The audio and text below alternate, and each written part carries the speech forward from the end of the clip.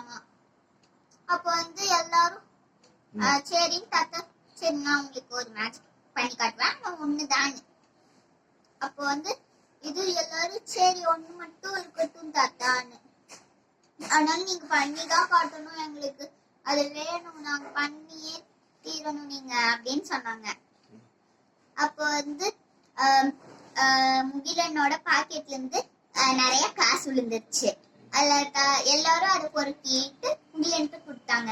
ஒரு காசு மட்டும் இது தாத்தாட்டு கொடுத்தாங்க. அவங்க எல்லாம், தாத்தா நீங்க காசு வச்சு இது பண்ணி காட்டுங்க, மேஜிக் பண்ணி காட்டுங்கன்னு. அப்போ வந்து முதல்ல நான் செஞ்சேன், சரி இப்போ வருமா இல்லையானே தெரியல எனக்கு, நான் பண்றேன் பண்ணி பாக்குறேன்னு சொன்னாங்க. அப்போ வந்து அவங்க வந்து அந்த காசு எடுத்துட்டு தாத்தா கையில வந்து வச்சாரு. அப்படியே ஜீ பூம் வா ஆப்ரகடாப்ரா கிளி சூன்னு இது பண்ணாங்களா. கொஞ்சம் பக்கத்துல போயிட்டு கையை எடுத்து காட்டினாரு. எல்லாரும் நினைச்சாங்க கையில இருந்து காசெல்லாம் போயிருக்கும் அப்படின்னு. அப்புறம் திறந்து பார்த்தா காசு இருக்குது. தாத்தா வந்து எல்லாத்தையும் ஏமாத்திட்டாருன்னு எல்லாரும் இது பண்ணாங்க. தாத்தா நீங்க என்ன பண்றீங்கன்னு. அப்புறம் சரி சரி இப்போ நான் நிஜமாவே பண்ணிடுறேன்னு சொன்னாரு. அப்ப அந்த காசு எடுத்துட்டு கையில வச்சுட்டு மறுபடியும் மரத்தலாம் சொல்லிட்டு பக்கத்துல போனாரா, ஒரு இது படி இருக்கும், அங்க ஏறிட்டு ஏதோ ஒன்று பண்ணாங்க, ஜீ பூம்பா ஏதோன்னு சொல்லிட்டு அந்த காசு இது காணாம போயிடுச்சு. அப்போ வந்து எல்லாரும் தேடி பார்த்தாங்க, தாத்தா இங்க எங்கேயோ தான் ஒளிச்சு வச்சுப்பாருன்னு. ஸ்கூல் பூரா அவங்க பார்த்தாங்க, ஆனா எதுவுமே இல்ல, அங்க காசே இல்ல. அப்போ வந்து பவித்ரா வந்து சொல்ற முகிலன்ட்ட, டேய் போச்சுடா காசு போச்சு, அவ்வளவுதான் காசு கிடைக்காதுன்னு. அப்போ முகிலன் வந்து தாத்தாவை பார்த்தானா, சரி அந்த காசை விட்டு முகிலா, நான் உனக்கு ₹1 காசு குடுக்குறேன், பாக்கெட்ல இருந்து ஒரு காசை எடுத்துட்டு கொடுத்தாங்க. அப்புறம் மறுபடியும் ஓவியாவை எல்லாமே போட வச்சாங்க. அடுத்த நாள் ஓவியாவை வந்து போட்டு வச்ச உடனே இது அவளுக்கு வந்து ஒரு கனவு வந்துச்சாமா. அந்த நைட்டு ரொம்ப பயங்கரமான ஒரு கனவு.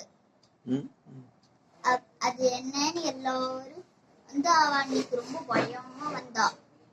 அடுத்த நாள் காலையில இருந்து கிளாஸ்ல நடந்து மறுபடியும் இது ஆகும்போது எல்லாமே போட்டுட்டாங்க ஓவியாவுக்கு.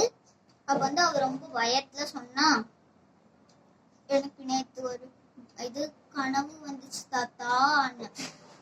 அப்ப வந்து என்ன கனவுன்னு எல்லாரும் சொன்னாங்க.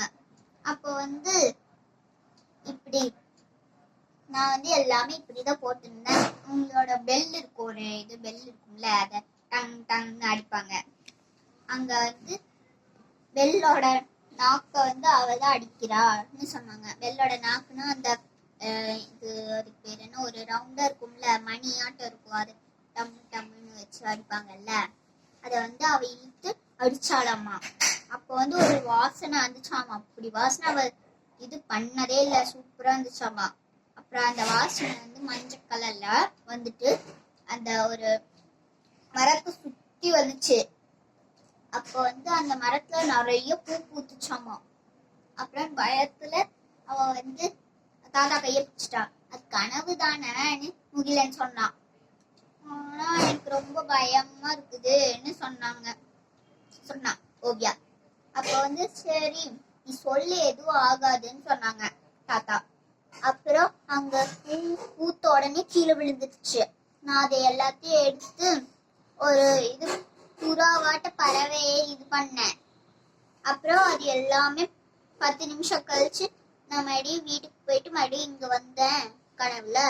அப்புறம் அது வந்து 10 பறவையா மாறிடுச்சு. அப்புறம் எல்லாமே அது பறந்து போயிடுச்சு தெரியுமான்னு சொன்னான்.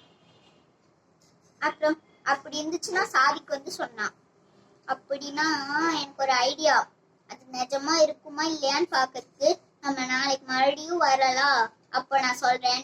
ரொம்ப நேரம் ஆயிடுச்சு, அதனால அவங்க வீட்டுக்கு போயிட்டாங்க. அடுத்த நாள் மறுபடியும் வந்தாங்களா. அப்போ வந்து அந்த இது